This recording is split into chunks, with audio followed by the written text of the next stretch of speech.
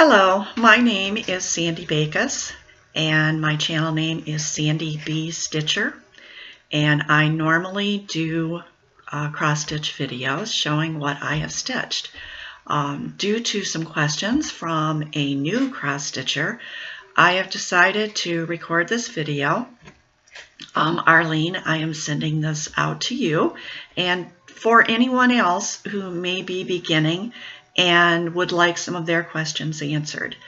I would like to provide a disclaimer at the beginning and tell you that I am by no means an expert on cross stitch, but I think that I could help with getting you started and answer questions. So I would like you to excuse the background. I was going to do this video on my newer laptop, but for some reason I couldn't get the camera to start working. That's a new one. And so I had to move to a different laptop in a different room, and I really don't have time to be screwing around with the background, so I apologize for that. Okay, Arlene had sent me several emails asking some questions and telling me about some things she was trying to do, and I thought the easiest way would be to do a video instead of sitting and trying to type the answers. And in doing that, maybe I'd be able to also help some other people that might have questions. If you have questions after watching this video and would like me to do more of these videos, then please either put the questions in the comments, or if you're afraid that you have a dumb question, and I will say why I said that in a minute. If you think you have a dumb question, send me an email to Sandy B. Stitcher. I will put that email address below. That's a Gmail. And I welcome your questions, and I will try to answer each and every one of them if I get them. And the reason why I said that about dumb questions is I cross-stitched a lot back in the 70s, and then sporadically through the 80s and 90s and the early 2000s. But I was working and taking care of my elderly mother, who passed away in 2010. She was 97. And also, I retired in 2015, and that was when I came back to cross-stitch. When I first started watching FlossTube, in fact, I didn't even know there was FlossTube until somebody else told me about it. And when I started watching, I had no idea what people were talking about, because everything had changed over those years. So at that point, it was almost like I was a newbie. I knew how to stitch, but I didn't know all those terms. I didn't know about 1, 2, 3 Stitch or any of the other websites. I had no idea that they were making cross-stitch patterns. Oh, hello, kitty. I had no idea they were making cross-stitch patterns like they were making, and I was just amazed. And so I know that anybody that's coming to cross-stitch new is probably feeling as overwhelmed as I did then, even though I already knew how to stitch. And I learned so much from watching FlossTube. There are some people out there that do videos, that do tutorials, so you might want to check on cross-stitch tutorials and see what that brings up. I don't want to say that I'm actually of a caliber to do cross-stitch tutorials, because I don't feel I am, but I think I could help beginners. So I'm going to try to answer some of the questions that I already have here, and if I think about it, I will try to interject some thoughts as I'm talking, and try not to make this too long. Okay, my suggestion for anybody who's starting out, first of all, is if you've never touched cross-stitch before, get a beginner kit. They have them at Walmart, they have them at Hobby Lobby. A lot of places sell them, and if you have just regular craft stores like Michael's, even Joann Fabrics might even have beginner cross-stitch kits. And the thing that's great about that is everything that you need to stitch is in that kit. They usually have your fabric, your floss, your needle, your instructions, and they're usually quite simple and easy to do. So that would be my first suggestion. But if you've already gotten some charts and you're wanting to get started on them and you think you've gotten stuff that you're capable of doing, then my suggestion is to start with 14 count Aida or even 11 count Aida. I don't think 11 count is quite as prevalent out there on the market as the 14 is, but if you're going to use 11 count, then you would need to use 3 strands of floss. And I don't recommend that because when you're first starting out, I think using 2 strands of floss is the way to go because you can use the loop start. And it's much easier to start and then finish your thread off using 2 strands rather than 3. So my suggestion, 14 count Aida. My second suggestion is don't start with a really, really dark fabric. Black fabric is notorious as being hard to stitch on, basically because it's dark. It's hard to see the holes. So get a light colored fabric. The next suggestion that I have is don't worry so much about what the chart says for fabric and for the count. You can stitch anything on anything.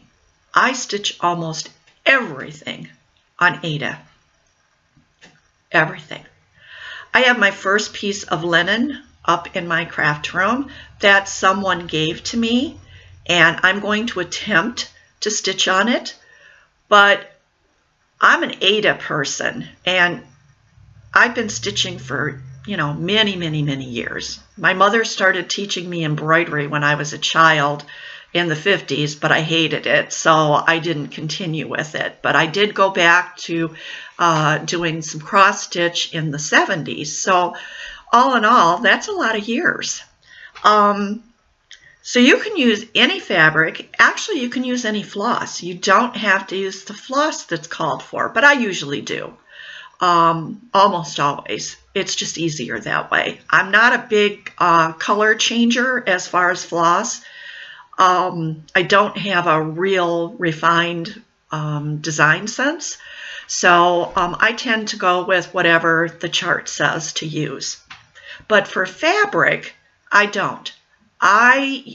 For a long, long time, I would go to, say, Michael's, or we had a craft store locally here that was called Pat Catan's, and now Michael's has taken that over. Or I would go to Joann's, and I would buy the Aida that's in the tubes. And I'd buy the great big package, and I'd get, usually I like to get antique white because it's not as stark as regular white, and you can stitch anything on it. And so I would tend to go with antique white. And then I would just cut that into the sizes that I needed for the charts I was going to do. Then I found out about coffee tea dyeing, and I did some of that.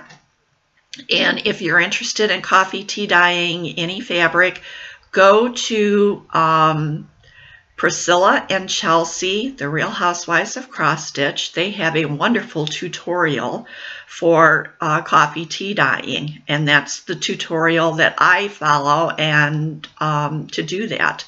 So and I will put that below. If I can figure out how to do a link, I'll put a link to that particular video, but I don't know whether I can do that or not.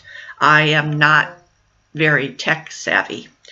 So you can use any fabric, and even if it says they stitched it on 36 count even weave or picture this plus whatever. You don't have to do it on that. And I'm going to try to explain to you how to figure out how to convert it over to 14 count, because I had that question. One moment, please. Okay, I'm back. Now, it's been a few minutes since I had to pause you, so I'm trying to remember what I was talking about. I think we were talking about fabric. So let's say that you have a chart, and just for the sake of just picking something easy, let's say that that chart is 100 stitches wide by 100 stitches high. This is what you use to figure out what size fabric that you need in the count that you're using. So let's say the chart on there says, and I'm just throwing this out, let's say it said it stitched it in 36 count or 32 count. The sizes that it shows on there are going to be off. So you want to find out what size fabric you need to do your chart. So it's 100 by 100. So let's say you're using 14 count Aida. So what you want to do is you start out by taking that 100 stitches wide and divide that by 14. Okay, and that comes out to 7.14. When I do this, I always round it up to the next, quarter of an inch. So 7.25. So that means your stitch design is going to be 7.25 inches wide on 14 count material. And that doesn't matter if it's even weave or if it's Aida, but most 14 count is Aida. All right, now that's just your stitch design. Now you have to figure in that you want a margin on either side. I usually like to have 3 inches on each side. It gives me plenty of fabric no matter how I'm going to stitch it. If I'm going to put it in a hoop, which I used hoops for years, now I use Q-snaps. You need to have that extra fabric, and it also helps depending on how you're going to finish that when you're all done. Now some people will go with a 2-inch, but I just prefer 3. So what I do is I add 6 inches to that 7.25. So that means that I need to have my material be 13.25 inches wide. Okay?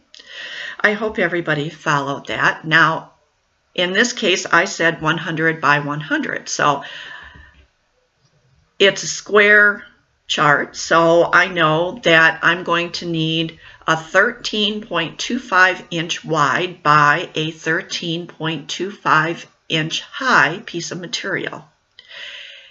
If, say, it was a 100 by 150, then I would want it for the height. I would want to take 150, divide it by 14, and add 6. So I make sure I have 3 inch on the top, 3 inch on the bottom, and then that's the size. And so my material would look more like an oblong, and it would be higher than it is wide. Always remember when you go to start stitching that you orientate your material in the right way if you have something that is not a square. And generally what I do is I start in the upper left-hand corner, and I just measure 3 inches in from the side and 3 inches down from the top, and that's the top corner of the chart. If the stitching isn't right there in that top corner, then I count over. And every once in a great while, if I have something that has a lot of negative space up there in that top left-hand corner, then what I do is I will start in the middle. And all your charts point to where the middle is. They usually have arrows coming in from the sides and arrows coming down from the top that show you how to find your center. And to find your center on your fabric, fold it in, fold it again. That little point there where you folded it together, like say if you take this as your fabric, you fold it this way, and you fold it this way. This point right here is your center. And I usually take a needle and thread and run a piece of thread up through there and tie it. And then when I open up, I know that where that piece of thread is my exact center. And I can find that, decide where I want to start from that. Okay, if you have any questions on anything I said there, feel free to ask. One of the other questions that, or comments that Arlene had mentioned was she had some fabric, and when she started to stitch it, the color of the floss wasn't showing up good. A good rule of thumb, especially if you are choosing a different color fabric than what was called for, or if you are choosing different floss than what was called for, do what's called a floss toss. Take all the floss that's called for the chart and put it up against the fabric. You don't have to do it all at one time. You can put them over there, and you can kind of tell, just holding it up to the fabric or leaving it on the table and putting the floss down on it, you can tell whether that's going to show up or not, or whether it just blends into the background. And that way you'll know before you ever start taking a stitch whether that particular fabric is going to work or not. There is no wrong or right as to what fabric you choose, what color you choose. It's just what looks good to you. And like I said, I don't usually change the color of the floss unless I'm totally out of a particular floss. And then I might look at my DMC list and try to pick something else that's close to it. I'm pretty much a DMC stitcher, so I don't get into all those other ones, only on occasion. And I talked to you about the coffee and tea dyeing. I had a question about, she mentioned Brian Blitz Stitch. Yes, I do watch Brian, and he does some absolutely beautiful stitching, and he does diagonal stitching, which I just haven't gotten into that, but he was stitching a project called A Mid-Amish Life, and it was mentioned that this person would like to be able to stitch that, but it's from some old magazines. I haven't had a chance to go through the box to check to see if I would have anything like that. I don't recall seeing that particular magazine, but that doesn't mean that it's not there, because these magazines are back from the 80s and the 90s. So I will check that out and let you know. And that is a beautiful design. And those three, it's 3 different designs which he's stitching all together, and that would be a monumental project to get started on. That would take quite a while, I think. Okay, as far as this particular video, I'm almost heading into 20 minutes, so I'm going to stop this today. I'm going to get this uploaded, and like I said, any questions that you have and you'd like to ask them, either put them in the comments below or send me an email to sandybstitcher@gmail.com, and I will be glad to do another video and to answer those questions or any topics that you would like me to talk about. Put them in there. I will do another video, and I will, try to answer or discuss the topic to the best of my ability. I'd like to thank you for watching, and if this video helped you at all in any way, please press the like button. If I don't get any likes, then I'll know that I don't need to do another one of these videos. So, but if I do get some likes, then I'll know that there are some people out there that are finding it helpful. So I would like to wish all of you happy stitching and send out my love and hugs to everybody, and I will be doing a regular video showing my cross stitching probably tomorrow. So thanks so much. Take care. Bye-bye.